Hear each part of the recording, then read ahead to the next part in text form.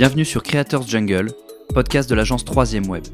Ici, on part du constat que tout le monde, que vous soyez freelance ou entreprise, doit savoir se vendre sur le web. On part donc rencontrer les experts de la création de contenu pour qu'ils nous partagent leurs secrets. Très bon épisode à tous. Eh bien, écoute, Caroline Mignot, bonjour. Salut Antoine, merci pour ton invitation. Eh ben, merci d'avoir accepté. Je sais que tu es très prise en ce moment et je suis hyper content. À chaque fois que je parle aux gens de toi, je dis je vais interroger Caroline Mignot. Les gens me disent ah oui, je connais. Donc, en effet, en ce moment, j'imagine que déjà ça marche bien pour toi, mais surtout que tu es très prise. Donc, merci à toi d'avoir accepté l'invitation. On va essayer de faire efficace, mais ça va vraiment intéresser les gens qui écoutent notre contenu. D'avoir un petit peu ton avis sur la création de contenu. Ce que j'aimerais, pour commencer, moi, je demande toujours aux gens que j'interroge de se présenter, mais sans forcément parler de leur activité pro. Est-ce que tu peux commencer par là? Dire qui t'es dans la vie. Qui je suis dans la vie? Je suis une habitante du 20e arrondissement. C'est un quartier qui me correspond très bien, qui est un peu un quartier d'artistes. C'est un peu un quartier de rêveurs.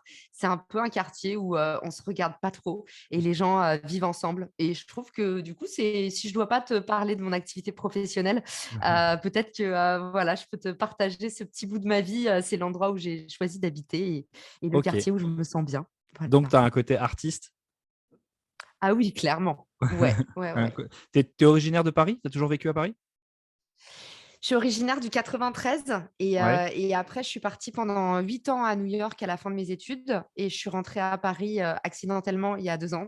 D'accord. Et là, j'ai dû trouver où acheter un appartement, sachant que j'avais pas Paris très haut dans mon cœur, Ouais. parce que je trouve que les Parisiens, ils sont pas très sympas. Mm. Et je voulais pas m'installer ici, mais le 20e arrondissement et Belleville, ça m'a quand même tapé dans l'œil. Donc voilà, après 1 an d'investigation, pour ceux qui ont été déjà dans les galères de recherche d'appart, j'ai fini par trouver mon petit nid ici.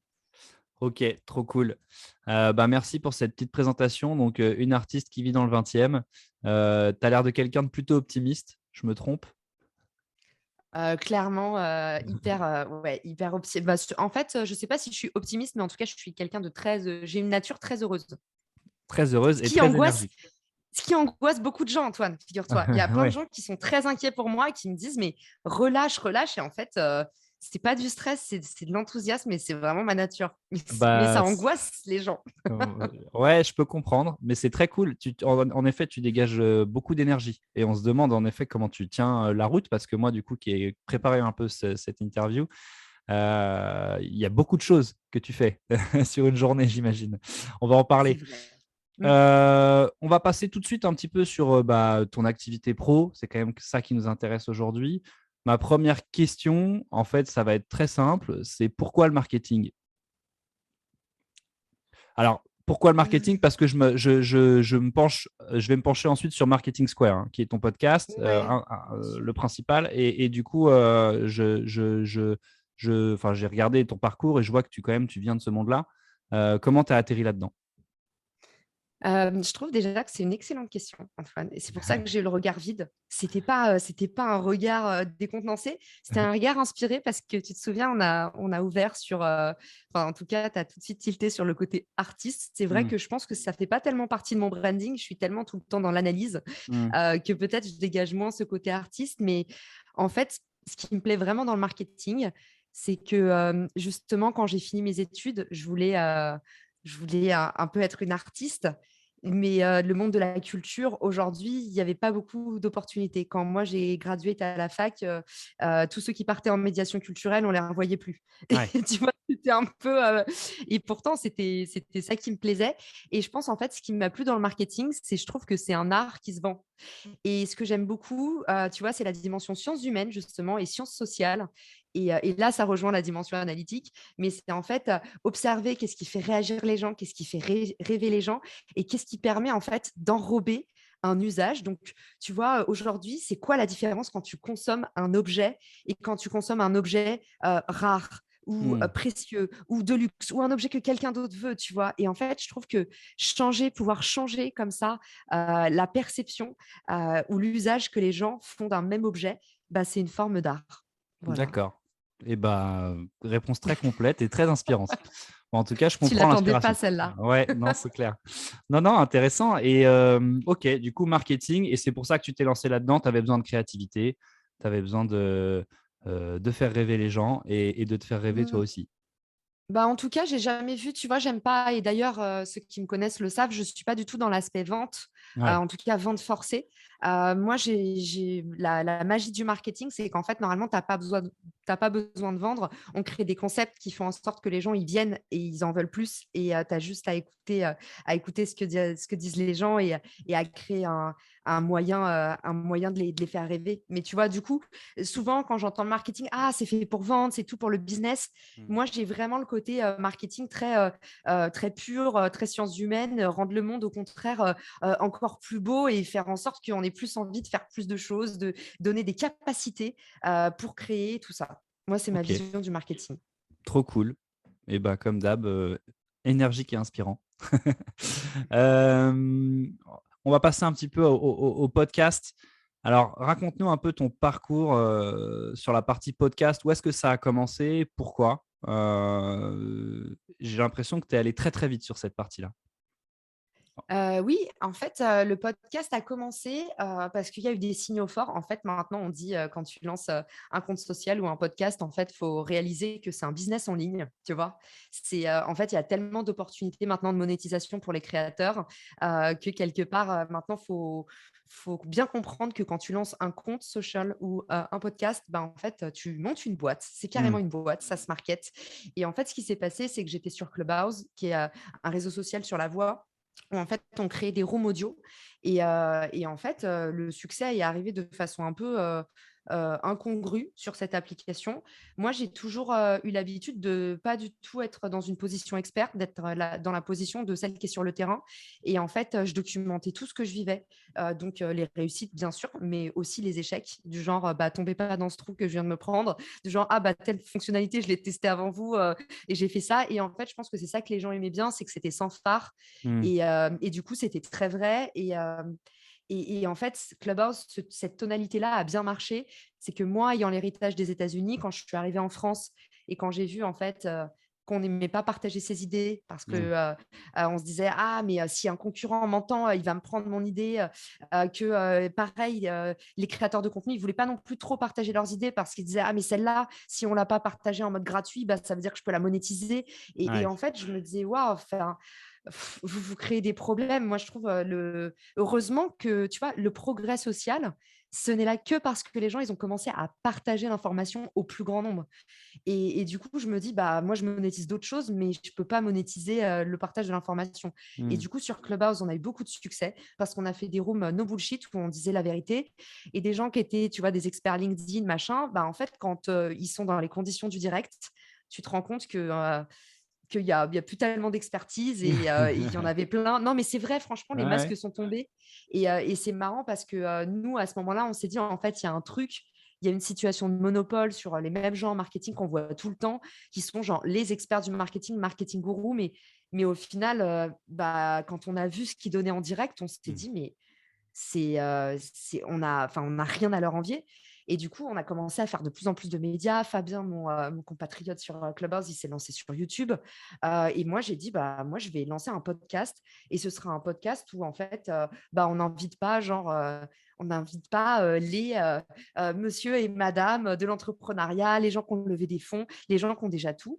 Moi, je vais faire un podcast, pas pour faire une grosse audience, je vais faire un podcast où je vais inviter que des gens qui sont pas connus, mais qui sont des gens brillants et des gens généreux. En fait, moi, je me suis dit, le pari de Marketing Square, c'est moi, je vais le faire savoir et j'invite des gens qui ont le savoir-faire. Voilà, en fait, ça a été ça, tu vois. Trop bien. OK, donc c'est intéressant. Ça veut dire que c'est pas le podcast qui t'a fait connaître d'un point de vue, public, c'est, plutôt, ta capacité Clubhouse, d Clubhouse et donc ta capacité évidemment. d'impro, de live, en fait. Tu dirais que c'est ton 1er skill, c'est d'être capable de parler en live et de capter l'attention des gens? Non, mais je demande parce que Non. je vois que tu en fais encore beaucoup des Ouais. lives. Ouais, mais justement, Antoine, je pense que j'en fais parce que je suis hyper mauvaise de base là-dedans. Moi, je suis une grande timide. J'étais grosse marketeur pendant 8 ans.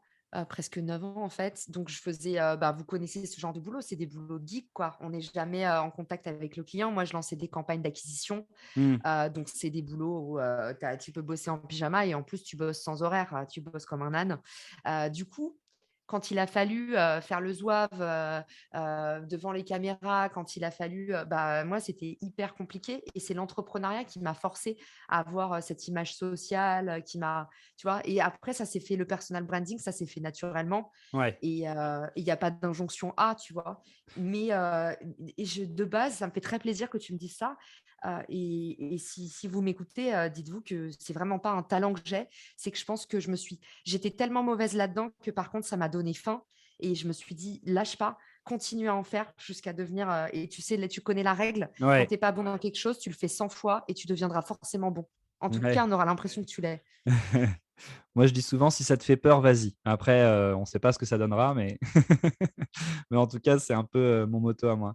OK et du coup, moi, ce qui m'a fasciné sur cette partie podcast, c'est que tu as commencé en septembre ton podcast et donc j'imagine que tu as compris très vite, qu'il fallait, que c'était une boîte, et qu'il fallait le valoriser parce que, en 6 mois, tu étais devenu un peu le podcast référence du marketing, digital. Enfin même avant, moi je crois que je t'ai vu popper, sur LinkedIn, et autres. Mmh. Tout de suite, tu t'es mis en mode, action, je vais le vendre ou, au départ, c'était vraiment je fais mon petit kiff dans mon coin, et puis, si ça prend tant mieux? Encore une fois, tu vois, ça a pas été fulgurant comme ça. Mmh. J'aime bien dire: «Moi, je comprends vite, mais il faut m'expliquer longtemps». Et le podcast, c'est aussi ça, en fait, c'est Mmh. un effet cumulé. Donc là, je te raconte, si j'ai 2 minutes, je te raconte, Marketing Square. Ouais, C'est, je pense, un des podcasts France qui a eu la croissance la plus fulgurante. ouais, On a été coup de cœur à Apple Podcast au bout de 3 mois d'existence.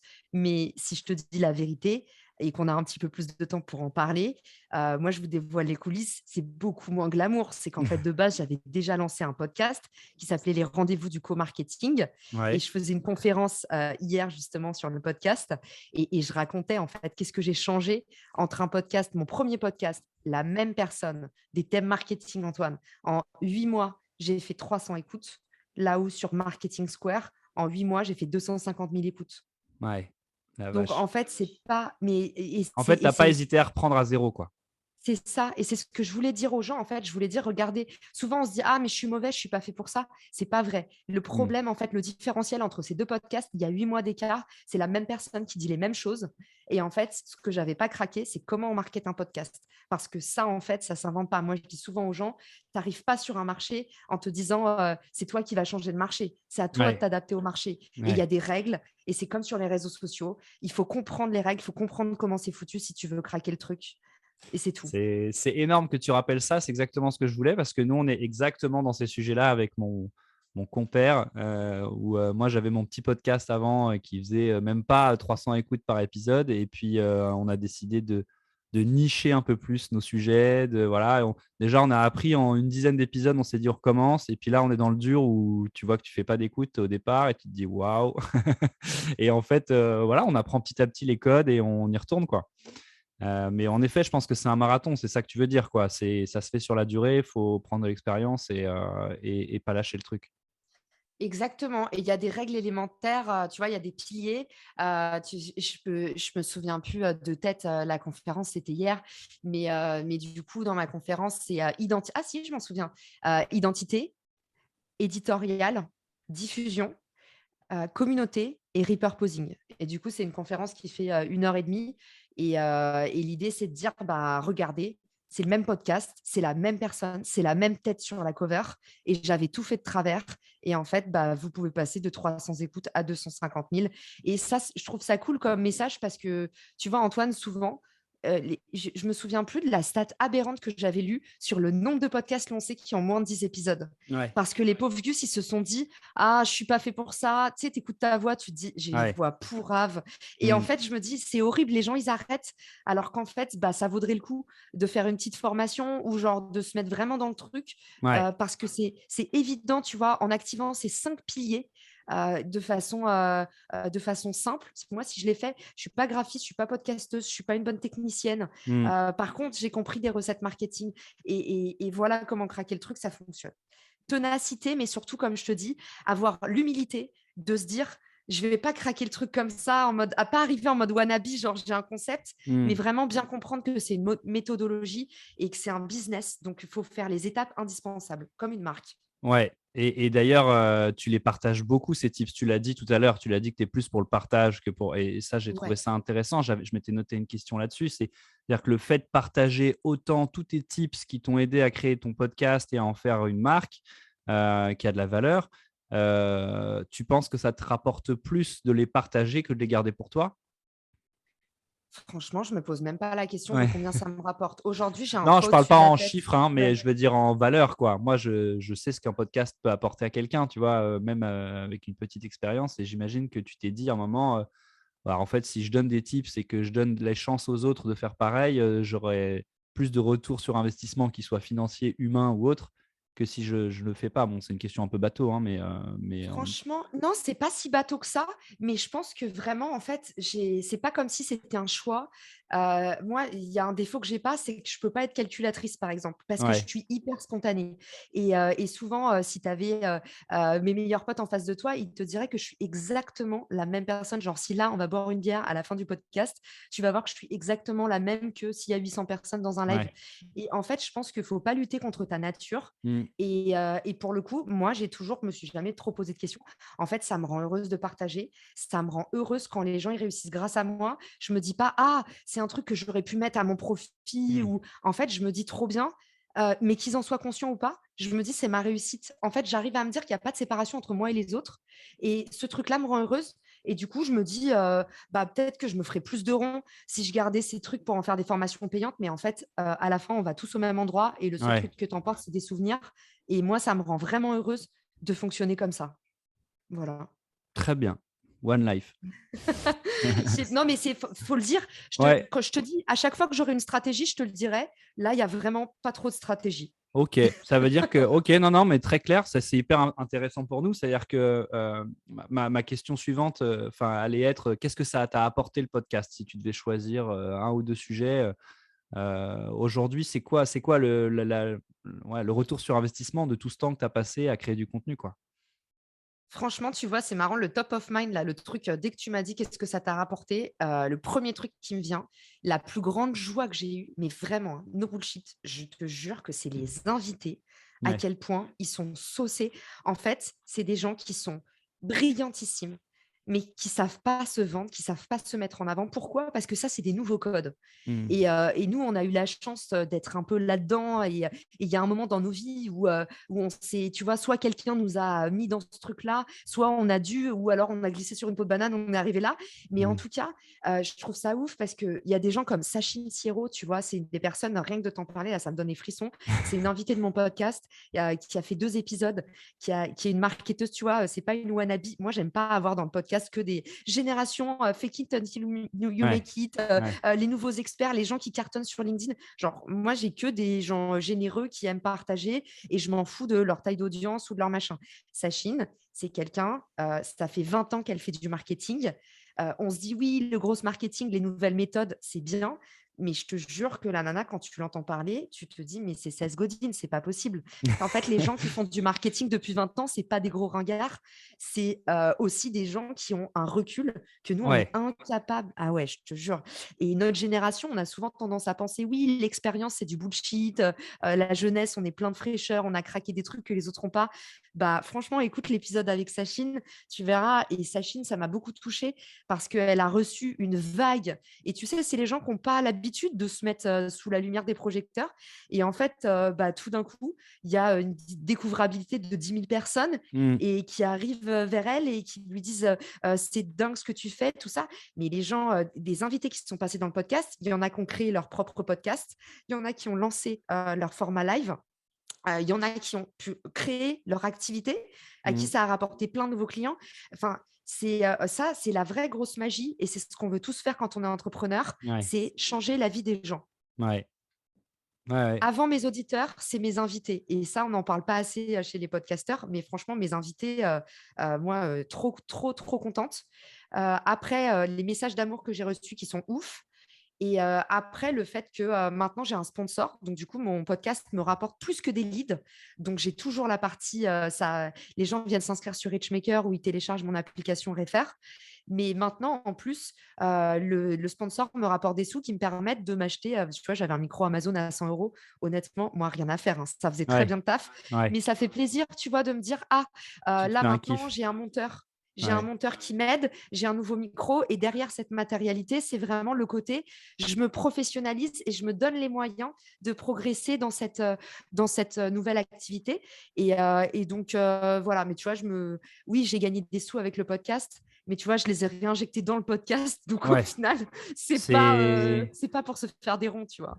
C'est hyper intéressant que tu dises ça parce que nous, avec mon associé sur les podcasts, on est assez d'accord avec ça aussi. On se dit que le podcast, tu le fais pas pour gagner de l'argent, tu le fais pour apporter de la valeur, que ce soit pour toi ou pour les autres. En tout cas, le but, c'est que ça soit pour les autres et pour toi après, forcément, hein, que ça a un impact sur ton activité pro Mm. si tu vends Mm. quelque chose derrière. Ouais. Vas-y, pardon. Mais Antoine, comme on a beaucoup parlé du podcast, au cas où s'il y a des gens qui ont des podcasts qui nous écoutent, je trouve ça quand même hyper intéressant. Là encore, tu vois, la conférence que je donnais sur le podcast, j'ai Ouais, vu le moment un peu waouh, le moment où j'ai senti que j'apportais un vrai éclairage. ouais. C'est la partie monétisation. Bah ouais, C'est j'allais que y venir. bah, franchement, il y a des croyances limitantes. On a tellement, j'ai l'impression que tout le monde a entendu la même personne dire faut attendre 3 ans avant de monétiser son podcast. Hmm, C'est une grosse bêtise. hmm. Aujourd'hui, posez-vous la question de ce dont vous avez besoin. Si là, vous avez besoin de 5 000 euros pour vous permettre de vous lancer, dégager du temps si vous êtes freelance, parce que le temps que tu passes sur un podcast, c'est quand même du manque à gagner. Il faut le voir comme ça, hein. Faut Oui, pas, on n'est pas que des passionnés, il faut quand même qu'on paye le loyer et tout. Donc, exactement. juste si vous avez besoin de sous pour démarrer et tout ça, bah, en fait, posez-vous toujours la question, ce dont vous avez besoin. Arrêtez d'écouter les autres. Si machin a dit, faut 3 ans pour monétiser. Aujourd'hui, c'est qu'est-ce que vous pouvez apporter. Ne vous occupez pas de la taille de votre communauté. Fixez-vous sur un sujet de niche. Parce que si vous avez 200 personnes qui parlent d'un sujet de niche, hier, je parlais à un mec, il fait un podcast, par exemple, de course à pied. Et il a un super engagement. Bah, en fait, pour une marque comme Decathlon ou une Hmm, marque qui fait la course à pied, mais je vais payer beaucoup plus cher son audience qu'une super grosse audience de fitness, mais où au final, il n'y a que 10% qui fait de la course à pied. c'est Tu clair. vois? Donc voilà, pas de croyance limitante sur combien d'années avant de monétiser. Posez-vous la question, le CPM, donc faire payer le nombre d'écoutes. Ouais. Ça, il faut beaucoup de temps pour faire rentrer des sous. Pourquoi? Parce que ça vous fait un petit pécule d'environ 60 euros pour 1000 écoutes. Ouais. Vous imaginez, avant de gagner bien votre vie avec ça. Donc, si le CPM aujourd'hui, ça ne vous sécurise pas, vendez vos épisodes à vie. Donc, vous Hmm. faites de la lifetime value et comme ça, vous pouvez gagner beaucoup plus de ronds. Donc, peut-être que vous pouvez sponsoriser vos 2 premières saisons, faire rentrer 500 euros, 3000 euros. Ça, là-dessus, venez me voir si vous avez des questions ou utilisez. J'ai fait un outil gratuit qui s'appelle le Rich Calculator sur mon site Ouais, je suis allé qui voir. vous permet un peu d'estimer. Mais voilà, ça, je voudrais le dire si, comme on a un peu parlé du podcast, Ouais, ouais, j'entends plein de gens qui se limitent là-dessus. On peut gagner beaucoup d'argent avec le podcast aujourd'hui. ouais, ok. Voilà. Ça se Et toi, monétise très bien. et toi, du coup, c'est un choix que tu as fait, c'est que tu n'es pas allé sur le CPM, mais plutôt, ça s'est passé comment ton premier sponsor? Quand est-ce que tu t'es dit, ou alors peut-être que c'était dès le départ, tu t'es dit, ok, je lance un podcast et je sais que je peux le valoriser, ou alors c'est en le faisant, tu t'es dit, ah ouais, en fait, j'intéresse des gens, bah vas-y, paye. Ouais, en gros, moi, j'ai fait un podcast de marque. Donc, le podcast de Richmaker, moi, j'aime pas la vente. Ouais, Ça me gonfle. J'ai pas envie d'aller voir des gens pour leur dire veux-tu essayer Richmaker, tout ça. Je l'ai fait pendant des années. J'ai fait de l'acquisition organique et payante. Je faisais de l'outbound. J'ai commencé LinkedIn avec des grosses campagnes d'automatisation. ouais, J'ai réuni 2000 premiers utilisateurs sur Richmaker grâce à ça. Mais là, au bout d'un moment, je me suis dit en fait, c'est suffisamment désirable pour faire que de l'inbound et voir en fait comment ça grandit comme ça. Donc en fait, je crée des médias et ces médias font que les gens arrivent sur Richmaker. J'ai aucun commercial. Aujourd'hui, on est une petite équipe de 4 sur Richmaker et on se concentre sur aider nos clients au lieu de dépenser de l'argent pour aller en chercher. Donc ok, moi, je fais du média. Le podcast, il est lancé de base pour rapporter des clients sur Richmaker. Parce que l'idée, c'est Richmaker, c'est quoi? C'est la croissance autrement. C'est la croissance via le partenariat. C'est arrêter de tous faire la même chose, Ouais. chercher des nouvelles voies pour aller toucher des nouveaux clients. Et du coup, bah, moi, ma plateforme, c'est du partenariat. Mon podcast, il documente des nouvelles innovations, des nouvelles façons de faire mieux avec moins. Donc, ça va tout à fait, tu vois, avec. Sauf qu'au bout d'un moment, j'ai fait 70 épisodes.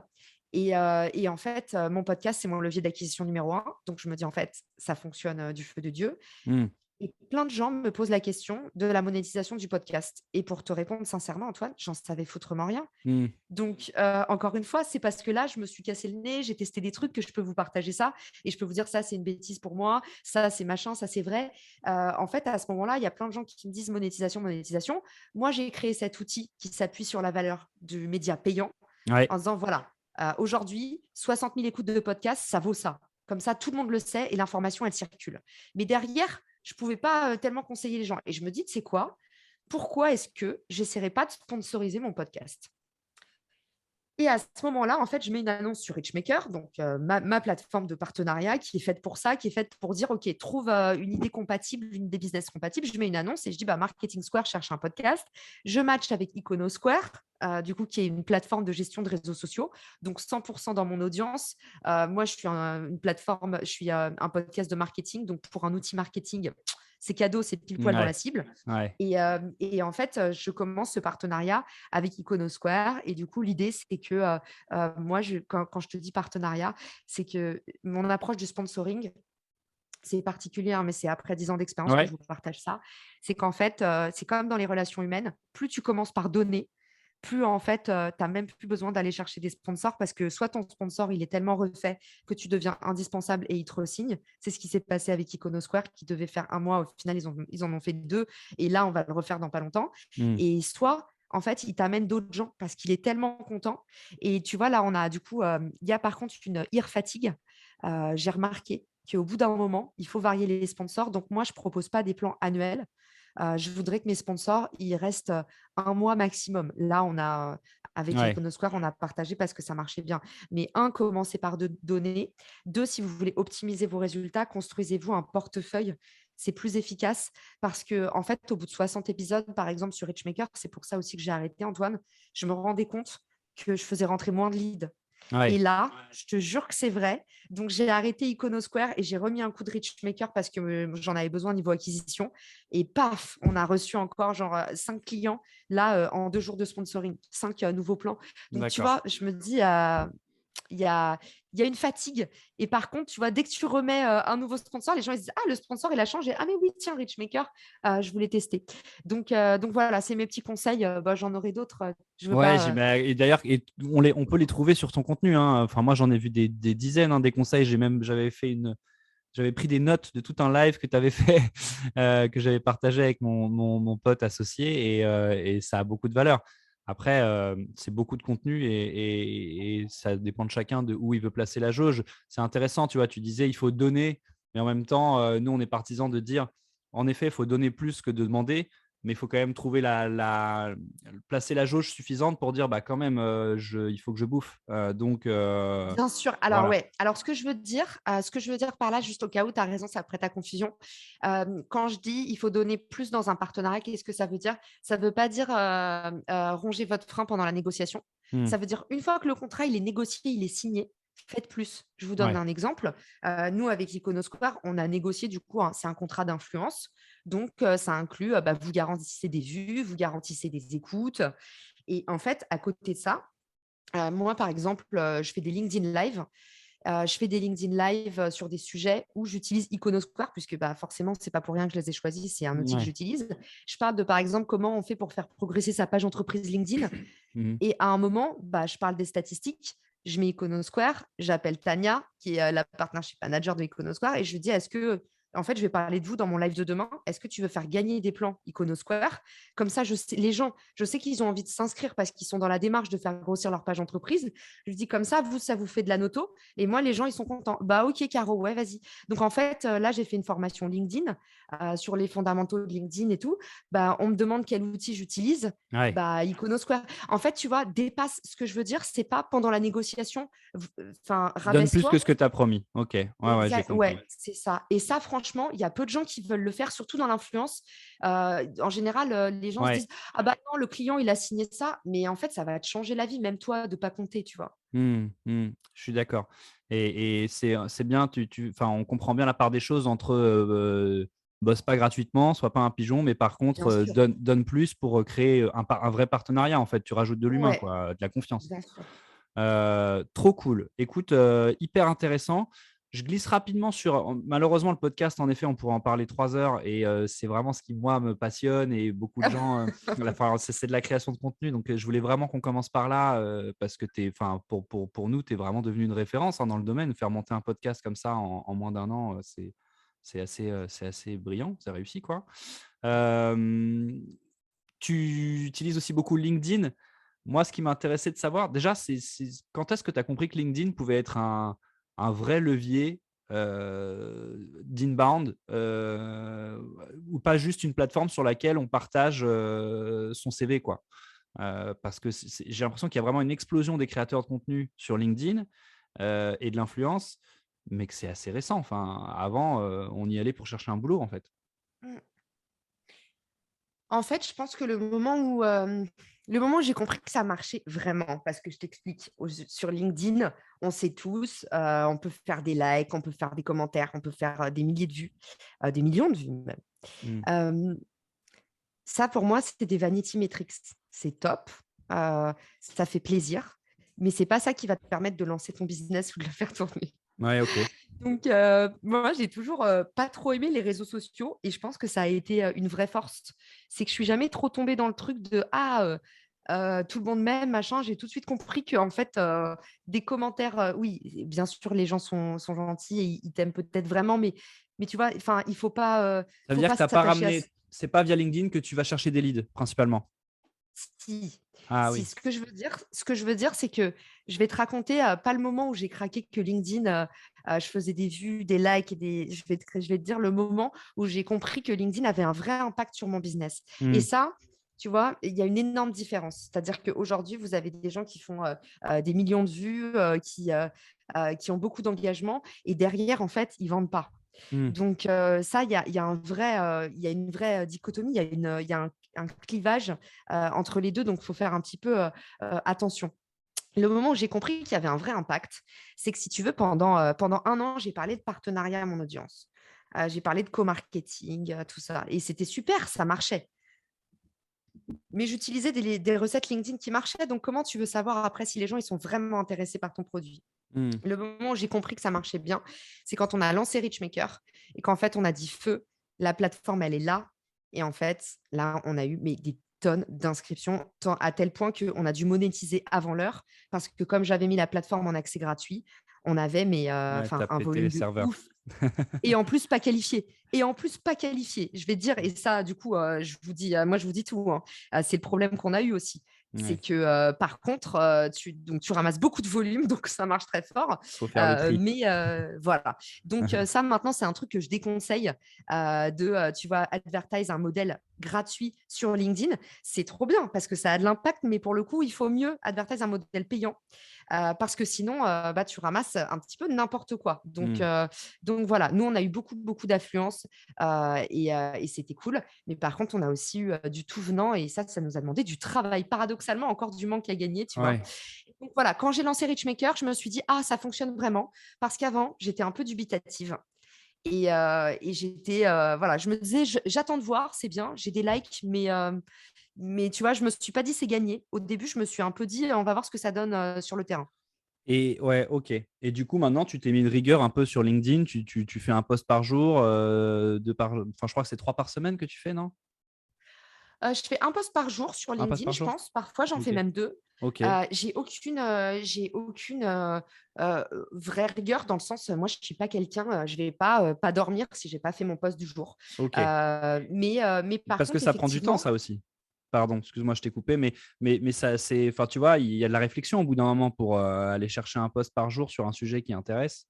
Non? franchement, non, je te jure, c'est un muscle. L'écriture, c'est un muscle. C'est ce que j'enseigne vraiment à mes clients et je le vois, hein, quand on fait les challenges de 30 jours, tout ça. Mmh.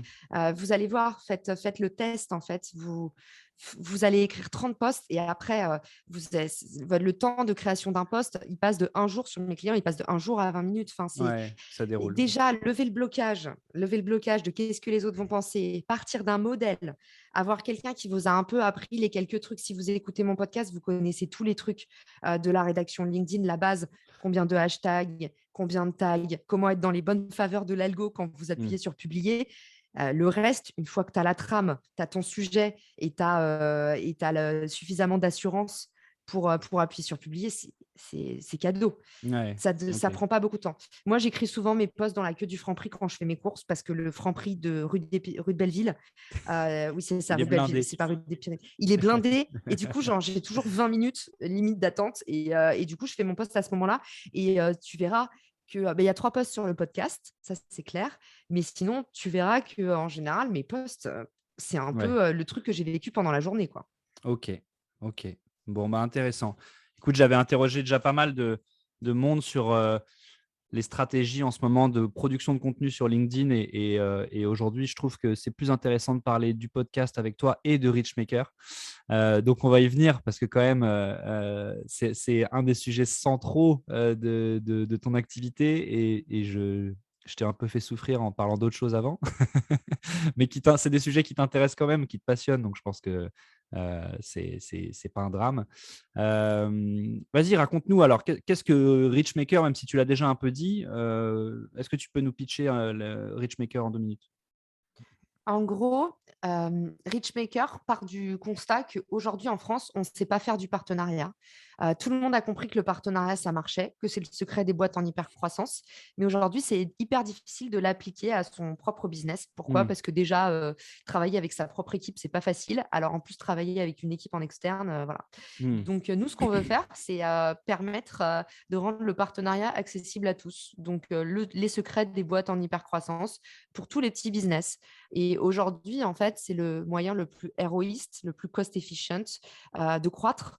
Donc, on veut surtout le donner aux petits business, en fait. C'est bien que ce soit un secret d'initié pour les Uber, les Airbnb, les Apple et consorts. Mais aujourd'hui, pourquoi est-ce que 2 petites boîtes qui se lancent ne pourraient pas s'allier ensemble pour aller non seulement croiser leurs audiences? On voit souvent le côté audience, mais en fait, le gros avantage aussi du partenariat, c'est surtout de travailler ton offre. Hmm. Tu vois? Et c'est bien de faire des échanges de visibilité, mais le partenariat, c'est pas que ça. C'est aujourd'hui, qu'est-ce qui te manque? À quel moment ton client il part?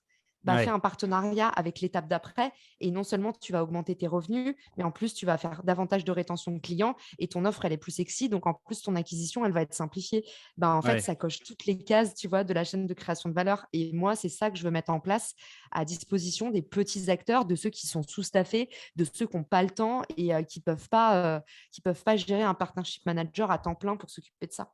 D'accord. Ok. Et du coup, par exemple, nous, notre podcast, on a un intérêt à aller sur Richmaker du coup. Bah, en fait, évidemment, moi, le premier réflexe que j'ai eu quand j'ai lancé Marketing Square, parce que je j'avais pas beaucoup de temps, c'était de me mettre sur Richmaker et je te donne du coup les trois grands axes de ce que tu peux trouver quand tu es podcasteur. C'est dans un premier temps, tu peux trouver un sponsor. Ça, on en a parlé déjà. Donc, tu peux dire, voilà, aujourd'hui, mon audience, elle est comme ça. J'aimerais collaborer avec une marque de tel écosystème. Et via le Rich Calculator, tu peux voir combien tu peux vendre aussi tes épisodes ou ton mois d'épisodes. Et puis derrière, en fait, là où tu perds aussi potentiellement beaucoup de temps, et surtout quand tu lances ton podcast, parce que personne ne te donne l'heure, c'est aller chercher des invités. Et ça, Ouais. c'est la galère aussi. Franchement, Ouais. moi, au début, les gens, ils m'ont rendu folle. Il ne faut pas avoir d'ego, Ouais. parce que quand tu lances un média, au début, les gens, ils te parlent. Mais là encore, j'accompagne un jeune podcasteur que je trouve canon. Il a un podcast qui s'appelle From Scratch. Et pour ceux qui veulent le découvrir, et tu vois, il va voir un mec pour lui dire: «Ah, j'aimerais bien que tu passes dans mon podcast». Et le mec, il lui a dit: «Reviens me voir quand tu as 10 000 followers». Et Aïe, aïe, c'est aïe. Ah ouais. ah ouais, mais c'est dégueulasse. Enfin, moi, honnêtement, pardon, hein, mais Ouais, mais alors ça ces me gens-là, dégoûte. ils ont rien compris. Ouais, enfin, heureusement, ces gens-là sont rares. C'est ça que je veux dire. Je ne sais pas si c'est si rare, Antoine, parce que Ouais. honnêtement, parmi les entrepreneurs, c'est pareil. J'en vois beaucoup autour de moi qui acceptent de faire que les gros podcasts. Et derrière, quand c'est des gens qui viennent de se lancer, ils disent: «Bah, en fait, la flemme, bah, enfin, c'est Ouais, oui, pas, je sais pas». ouais, ce que je voulais dire, c'est que la plupart te le disent poliment. Et dans ce cas-là, moi, je me vexe Oui, ils le disent. pas. Je me dis, Ouais.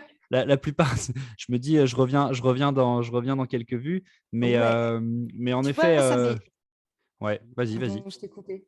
Non, c'est juste que ça me parle beaucoup ce que tu dis. Et moi, je me suis dit, bah, ne te retiens de contacter personne. Et puis, ceux qui ont compris que plus ils seront présents, plus ça marchera pour eux, quelle que soit la taille du podcast. Et plus ils feront de rencontres, en fait, plus ils s'enrichiront Mmh, humainement, hein, je parle. Ces gens-là, c'est ceux qui valent le coup d'être interrogés, quoi. bien Et tu sûr. vois, Non, et puis c'est le plaisir d'aider. Franchement, en ouais, fait, c'est juste… moi, justement, j'ai tellement galéré, et je pense que je te l'ai dit, je dis non à aucun podcast. Mais ouais, c'est-à-dire que, genre, un mec qui fait une vue sur YouTube, je lui dis pas non. Pourquoi? Parce qu'en en fait, il y a un truc qu'on a tendance à oublier, c'est on a tous été dans cette situation. C'est le truc qu'on a tous en commun, de pas avoir d'audience, d'être maladroit, de pas savoir faire, de machin. Et ouais, je me dis, en fait, s'il n'y a pas une personne qui le fait, donc je trouve que c'est ta responsabilité quand tu as de l'audience, quand tu as lancé un média, quand tu es entrepreneur qui a réussi, c'est ta responsabilité en fait de, un, faire circuler l'information, deux, aider les autres qui sont là où tu étais il n'y a pas si longtemps que ça. Et ça me débecte quand les gens ils ramènent ça à de l'audience et qui complexent des gens qui sont en train de se lancer. Donc, parenthèse fermée, mais tu vois, sur Marketing Square, je l'ai vécu. Il y a plein de mm, gens qui m'ont dit non. Et quand mon podcast, 3 mois plus tard, il était cité partout, numéro 1 du classement tech et business sur Apple Podcast et pas business marketing, bah là, en fait, les gens, ils m'ont dit, ah, finalement, j'ai trouvé de la dispo et je l'ai fait quand même, tu vois, parce qu'il ne faut ouais. pas être mauvais. Mais enfin, c'est dommage qu'il y ait un biais sur les audiences et que les gens, ils sélectionnent comme ça, parce que c'est pas juste, tu vois. Ouais, ok. Tu as 3 boîtes. Ça se passe comment une journée de Caroline Mignot? J'imagine que tu délègues aujourd'hui beaucoup de choses. Comment tu choisis ce qui… Non, même pas. T'as pas Non, monté une pas équipe. trop. Genre, Marketing Square, t'as pas une équipe derrière, à part un monteur, tu m'as dit, à la limite, ça c'est ok. Mais Bah, Marketing Square, tu sais, mon boulot, c'est de faire des automatisations. Et les hmm, automatisations, souvent, Antoine, la partie qu'on voit, c'est de la prospection. Les automatisations, c'est pas ça. Les automatisations, c'est mettre en place des outils pour être plus efficace. Et aujourd'hui, Marketing Square, mon système pour les invités, c'est une automatisation. Donc, quand tu es invité sur mon podcast, tu reçois tes 4 emails automatisés, tu hmm. arrives, il n'y a eu aucun échange avec moi. En fait, la date, elle est bookée, le lien, il est généré, tu es préparé, tu sais quelles sont tes questions. En fait, moi, mon boulot, c'était de systémiser. Donc, à partir de là, déjà, là, je ne perds pas de temps. Après, il y a la partie, c'est vrai, je tourne avec l'invité. Ça dure 45 minutes Ouais. en général. Et après, du coup, effectivement, il y a le montage. Le montage, maintenant, je suis aidée. Avant, je le faisais toute seule. Mais même en étant aidée sur le montage, je remonte derrière. Pourquoi? Parce que ma promesse, elle est vachement dure à tenir. Hmm. C'est 20 minutes par épisode. Et déjà, j'y arrive pas plein de fois parce que Ouais. l'invité, il dit des trucs qui sont pas ailleurs. Et du coup, je veux pas le couper. Mais en fait, mon monteur Maxime, d'ailleurs, s'il nous écoute, je l'embrasse parce qu'il est super doué. Mais il y a un truc qu'il pourra jamais faire, c'est faire ma ligne édito. On ne peut pas déléguer notre ligne Non. édito. Ah oui, non, ça c'est Euh, sûr. Ouais, ça c'est voilà. sûr. Ouais, Donc, c'est je toi qui recoupe décide qui par-dessus. t'invite. Ouais, c'est sûr, c'est Voilà. toi qui enregistre. Mm. Mais Et Richmaker, franchement, par exemple, pardon, excuse-moi, je te coupe. Quand je vois que tu dois enregistrer, que tu dois faire un post, bon, ça, ok, ça va vite. les Que posts, c'est automatisé. ouais, Les posts ouais, sur la page entreprise, je les automatise aussi. Donc, dès que l'épisode sort, la newsletter, les posts sont automatisés. Le montage, bah, comme je t'ai dit, s'il ouais, faut passer 2 heures pour enlever 2 minutes, moi, je me dis c'est 2 minutes multipliées par mes milliers d'écoutes. Donc, en fait, ça vaut le coup, moi, que j'y passe 60 minutes à ok, couper 2 minutes, tu vois. Donc, ouais, donc le montage, ça me prend encore du temps, c'est vrai. Ça, c'est la partie incompressible.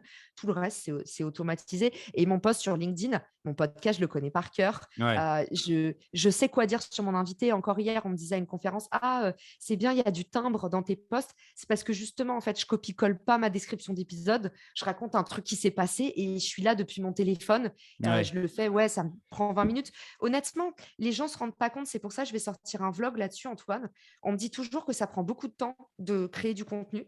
C'est parce que vous êtes perfectionniste si ça vous prend du temps. Moi, ça Ouais. me prend pas beaucoup de temps de créer du contenu, franchement. Ok. Et donc ta journée, tu l'as un peu processée ou ta semaine? C'est-à-dire qu'il y a un temps Richmaker, un temps Marketing Square et un temps autre chose, un temps couple, un temps. Ouais. C'est chronométré, j'imagine quand même. Alors, un temps couple, Non, je peux pas pendant la semaine. Je fais comme tout le monde. Ouais, Je vois mon copain les soirs et les week-ends. ouais.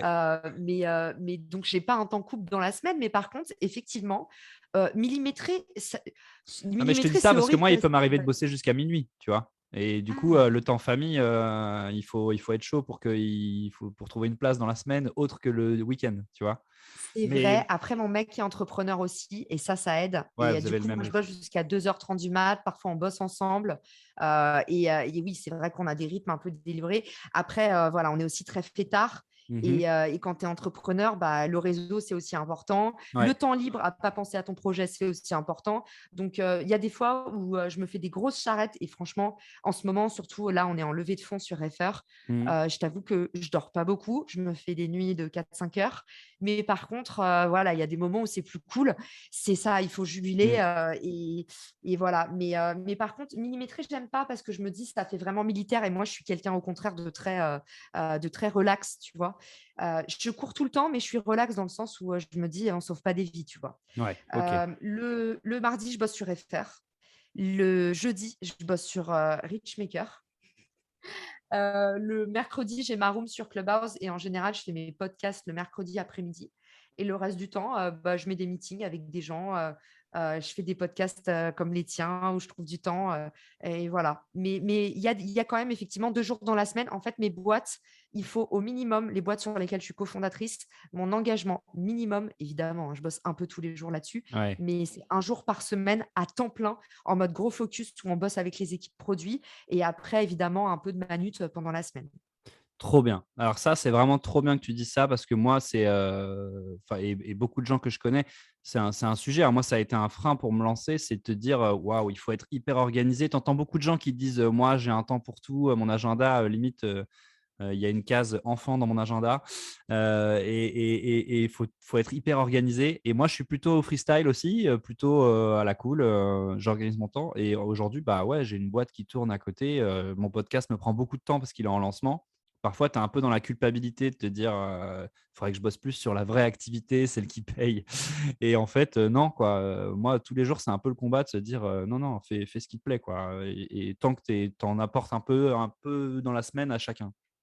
Mais Antoine, tu utilises ton podcast. En fait, c'est un podcast de marque que tu as. Tu utilises ton podcast pour créer des leads, pour créer de l'awareness vers ta boîte Vital 100, non? Alors non, non, non, non, non, non, non. Là, il y a une petite période de transition. Je t'en reparlerai après si tu veux, mais en gros, non, Ça Vitalson, peut c'est intéresser tes auditeurs. Ça ouais, fait ouais, partie ouais, de ça ton peut les histoire. intéresser. Non, non, mais en gros, Vitalson, c'est un projet que j'ai démarré pour découvrir l'entrepreneuriat. Là, je suis financé par des business angels. Globalement, c'est pas un projet. J'ai pensé à faire du podcast d'ailleurs pour apporter du lead à ce projet, mais aujourd'hui, j'ai plus d'autres sujets qui m'intéressent sur lesquels justement j'ai envie de développer des business. Et alors, c'est peut-être une erreur de notre part, mais avec la personne avec qui je travaille là-dessus, on s'est dit qu'on commençait par le podcast. En parallèle, bien sûr, on bosse sur une activité B2B là, mais on s'est dit qu'on commençait par le podcast parce qu'on avait envie de faire du réseau, de rencontrer des gens, et qu'on sait que, bah, je crois que tu es assez d'accord avec ça, c'est ce qu'il y a de plus powerful, les Ouais, rencontres et le réseau. Et du coup, on s'est dit, bah, de toute façon, tant qu'on mange de l'épisode et des gens qui nous donnent plein de trucs, plein de tips, on saura le valoriser avec quelque chose après. Voilà. Et clairement. puis, on Ouais. veut intéresser, enfin, on a deux podcasts, un sur la Creators Economy, un sur le Web3. Et tu vois, on commence même à se dire peut-être qu'on n'est même pas assez niché, mais en fait, c'est des sujets qui nous passionnent. Donc, voilà, on kiffe créer du contenu dessus, quoi. Tu Trop vois, bien. rencontrer des gens comme toi, c'est intéressant parce que bah, toi, tu partages beaucoup tes tips. Et comme tu es beaucoup dans le partage, je pense qu'il y a plein de gens qui sont comme nous, qui lancent des podcasts, comme tu le disais, qui s'arrêtent au bout de 10. Mm. Et tu vois, ça nous réconforte dans des trucs de bah, j'ai arrêté au bout de 10 épisodes, mais j'ai recommencé, donc c'est pas du temps de perdu. Voilà, il y a plein de petites choses comme ça que les gens ont besoin d'entendre, je pense, pour s'épanouir dans leur vie pro, quoi. En tout cas, quand tu crées un podcast, tu crées aussi en fait la première brique de ta marque personnelle parce que tu deviens speaker, parce que tu Mm, t'ouvres quand même, mm. même sur des formats conversationnels avec tes invités, ben, on découvre quand même des choses sur toi quand on Ouais. t'écoute. Et donc, dans tous les cas, en fait, tu serais légitime de parler aussi de ce que tu fais dans la vie. Et dans Mmh. tous les cas, en fait, moi, c'est justement quand on parle de networking, ma croyance la plus profonde, c'est tous ceux qui ne sont pas tes clients sont des prescripteurs et si tu es même Ouais, chanceux, des ambassadeurs. Et ça veut dire, Antoine, que tous les gens, peut-être tu te dis, bah, ceux qui écoutent ce podcast sur le Web3, ce n'est pas le client idéal de Vitalson, mais en fait, tu bâtis ta marque personnelle. Donc, si tu mets ta boîte un petit peu plus en valeur, même si ça prendra plus de temps, ouais. en fait, c'est essentiel.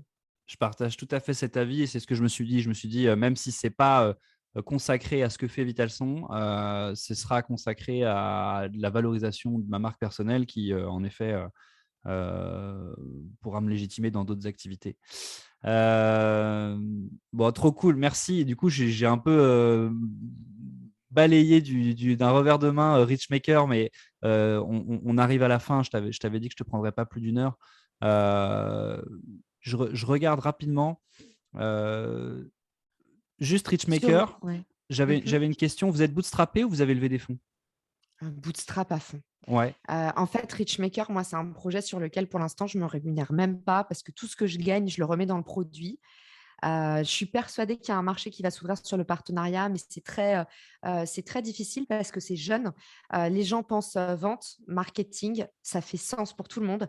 Partenariat, on comprend rien à ce que c'est. Donc, en fait, le temps et si je te donne ces trois mots-là, c'est parce qu'aujourd'hui, c'est les trois gros piliers de croissance.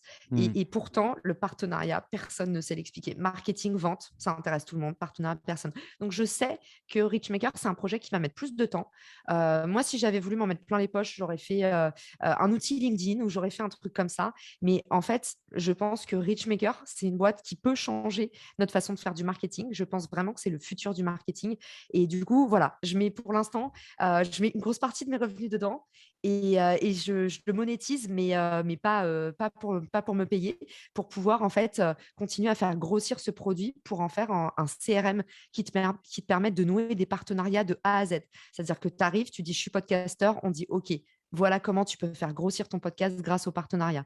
Tu arrives, tu dis je vends une formation dans la tech, on dit OK, avec qui est-ce que tu peux co-vendre une formation? Qui peut distribuer ta formation?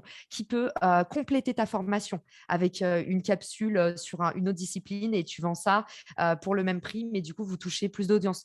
Il y a plein de choses à faire aujourd'hui pour booster sa croissance avec des partenaires stratégiques. Ça prendra plus de temps et ça coûte plus cher. Mais voilà, tu l'as compris, Ouais. moi, c'est ma passion de pouvoir transformer vraiment la vie des gens, pas juste être un nice to have et leur permettre de mieux reacher sur LinkedIn. Ouais. Ça, c'est cool, mais c'est de la vanité. Je pense que Richmaker, c'est un truc qui peut devenir un vrai game changer, tu vois. Carrément. Bah écoute, ouais, je suis plus que convaincu. Je pense que tu as des nouveaux clients après cet enregistrement. Bah, c'était Euh, même pas le but. non, Franchement, mais et c'est d'ailleurs, même le pas le modèle but, hein. économique, c'est quoi? Le modèle économique de Richmaker? C'est un abonnement, du coup, à partir de 9 euros par Ouais. mois, sans engagement, pour permettre justement 9 euros par mois, tu peux identifier des partenaires stratégiques. Donc, pas te casser la tête à aller regarder, fouiller tous les réseaux sociaux pour voir avec qui tu pourrais faire, qui Hmm. est égalitaire à toi en termes d'audience, machin. Donc, en fait, nous, on te permet de matcher avec des partenaires stratégiques en fonction de ton business. Derrière, tu échanges en direct et tu peux aussi te plugger à des campagnes existantes.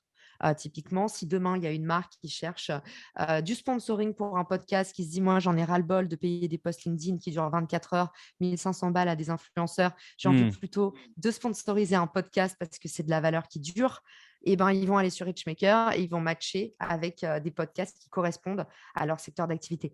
Voilà, c'est un exemple, il y en a mille autres. Mais tu vois, aujourd'hui, pour eux, en fait, ils peuvent directement se plugger à une campagne en cours en disant, ah bah, en fait, c'est ça le truc à craquer dans le Hmm. partenariat, c'est que c'est long à mettre en place parce que tout le monde réinvente la poudre. Aujourd'hui, tu dis, j'ai besoin de ça, tu devrais direct, paf, avoir des opportunités. Et donc, on rend le partenariat actionnable. Donc, à Hmm. partir de 9 euros, et si vous êtes une startup et que vous voulez mettre votre propre annonce, c'est 39 euros. Et après, on a un troisième plan où là, c'est tout illimité pour les HubSpot, des Red Bull. On a aussi des grosses Ouais. boîtes, un petit peu moins, hein, mais parce que les grosses boîtes ont déjà du réseau, mais on en a quand même aussi. Ok. Passionnant. Trop bien. Bon, j'ai pas envie de. J'ai tellement d'autres questions, mais On aura peut-être l'occasion de se faire un épisode 2 plus tard. Je sais que tu as du Franchement, boulot. Antoine, ok. Ouais. Antoine, moi, je suis arrivée en retard et tout. Si tu as d'autres questions à poser, je prends plus de temps. Il n'y a aucun problème. Non, T'inquiète pas, hein. je vais t'en prendre juste deux autres qui Mhm. m'intéressent. Euh, j'ai remarqué que tu t'intéressais un peu au Web3. Donc forcément, nous, on a une émission qui parle de Web3. T'en penses quoi pour la suite en ce qui concerne justement toi qui qui est une experte marketing et qui connaît tous ces sujets-là. En plus, l'aspect partenariat, ça va être un monde d'influence et d'influenceurs, hein, de communauté en tout cas. Les métaverses, les shops dans les métaverses, les marques qui s'y intéressent aujourd'hui, Carrefour, Gucci, qui commencent déjà à vendre des choses sous forme de NFT.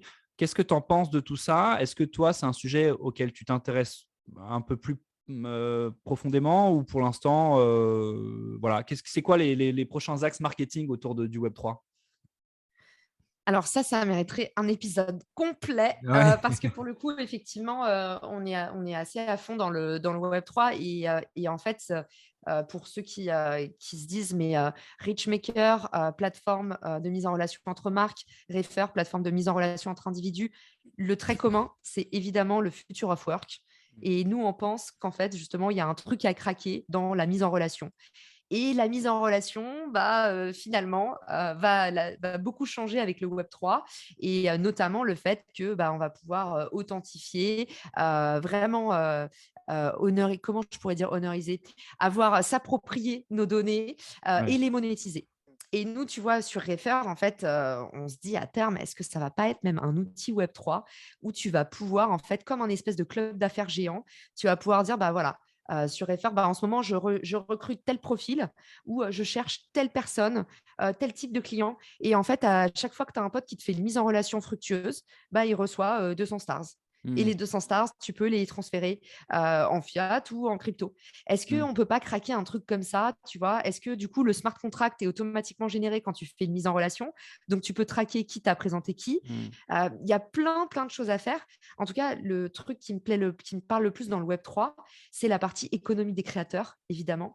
La nouvelle façon dont on va pouvoir avoir la propriété sur tout ce qu'on fait, faciliter en fait justement les partenariats via les smart contracts et la monétisation qui va. Je pense qu'on est dans un monde où le monde du travail, là, il est tellement en train d'évoluer, Ouais. de se dénucléariser.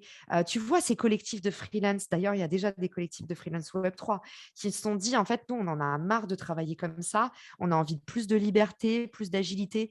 Tout le monde devrait pouvoir, en fait, créer des collectifs avec tout le monde et en fait, on est censé travailler mieux ensemble et mieux gérer ce truc-là.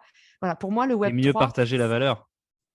voilà. Hmm. Le Web3 et tout ce qui est décentralisation, pour moi, ça va structurer la partie Future of Work de demain. Et tu as compris, dans Future of Work, je mets vraiment la création. Et dans la création de contenu, bien sûr, mais aussi la création de relations via la mise en Hmm. relation. Ok. Voilà. Trop cool. Écoute, passionnant. Et ouais, c'est trop bien. Donc, pour toi, c'est pas une hype passagère quand tout le monde parle de Non, je pense Web3. pas. On partage cet avis. Bon, dernière question. Tout simplement, là, on parle de Creators Economy avec toi ce soir. On Ouais. a parlé un tout petit peu de Web3. Mais qui t'aimerais entendre dans ce podcast aujourd'hui en termes de création, création sur Internet? Est-ce qu'il y a vraiment quelqu'un que, par exemple, toi, tu n'as pas eu dans ton podcast et que tu aimerais avoir ou que tu aimerais entendre sur un Alors, format long comme ça? je sais pas si tu connais la politique de mon podcast, c'est justement, j'invite que des gens que je découvre via les thèmes. Ouais, Donc, c'est des gens que je connais pas. Donc, moi, il n'y a d'accord. jamais d'invité que je rêve d'avoir. J'ai eu un invité star, c'était le CEO de Clubhouse, Paul Davidson, parce que son agence presse m'a contacté. J'étais trop contente. Donc, Ouais. évidemment, j'ai dit oui. Mais sinon, j'ai pas quelqu'un que. T'as pas de Euh, référence aujourd'hui par rapport non. à ce que tu fais? Si, mais je peux pas te les présenter. J'ai envie de te Ouais. dire Ah non, Gary non, non, je Vee, te demande pas de me les évidemment. présenter. Moi, après, on Ah, fait le boulot nous-mêmes. Juste des gens que tu aimerais entendre. Ah non, non, c'est la question, c'est à nous de faire le boulot, bien sûr. Non, non, non, c'est nous donner euh, des idées d'invités. Gary Vee, Seth Godin, Ouais. pour moi, c'est les gens qui façonnent l'économie des créateurs. Et aujourd'hui, c'est des mentors pour moi. Mais c'est pour ça que je me suis dit, je ne peux pas lui donner ces noms-là parce que je ne peux pas lui présenter. Non, et c'est Je ne le pas, non, connais c'était pas, pas je n'ai mon pas le bras long. intention. C'était pas mon intention, mais c'est bien. OK, ça nous donne des bons objectifs. Nous, on se donne pour objectif que quand quelqu'un nous donne une idée d'inviter, on va essayer de le contacter et de l'inviter. Donc, Ah là là, trop bien. Peut-être ton premier épisode en anglais. Non, mais en tout cas, pour le coup, j'aimerais bien, ouais. Gary Vee, énorme, tu vois, sur la partie networking et puis respect des gens, savoir-être. C'est une inspiration énorme pour moi. J'aime sa simplicité, son authenticité. J'adore. Donc, je pense que dans le Web3, tout ce qu'il partage, c'est très no bullshit. C'est très sincère. Ça a beaucoup, moi, ça me touche beaucoup.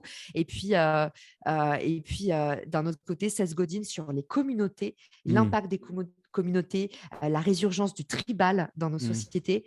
Très inspirant aussi. Donc voilà, sur la partie Web3, nouvelle façon d'être ensemble. Franchement, merci pour cette heure et quart d'infos hyper intéressantes et puis toujours d'énergie, donc c'est trop cool. Est-ce que tu as envie de rajouter quelque chose? Est-ce que tu as, je sais pas, un petit mot à passer pour les gens qui s'intéressent à l'économie des créateurs?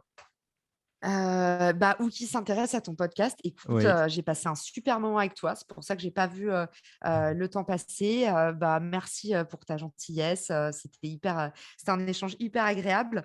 Et si c'est agréable aussi pour vous, les auditeurs qui nous écoutez, je leur recommande de t'envoyer de la force pour ça. Il suffit d'un petit clic sur Spotify, mettre 5 étoiles à Antoine ou aussi une petite review sur Apple Podcast. C'est bête, mais c'est des petits gestes qui aident beaucoup les nouveaux podcasts à émerger. Donc voilà, en tout cas, moi, je le ferai après cet épisode et j'espère que ça donnera le réflexe. Parce que quand on écoute un podcast, en fait, on n'a pas le réflexe de mettre des notes. Et quand on devient podcasteur, on se rend compte à quel point ça fait la diff. Donc voilà, un petit message de fin pour vous dire que ça compte beaucoup. Ça compterait beaucoup pour Antoine pour faire découvrir son podcast. Donc faites-le. Bon, c'est adorable, merci beaucoup. Écoute, on se dit à très vite. Moi, je te souhaite le meilleur pour la suite. Et puis j'espère peut-être un épisode 2 un peu plus tard. Avec plaisir, quand tu veux. Passe une bonne journée et merci à tous pour votre écoute.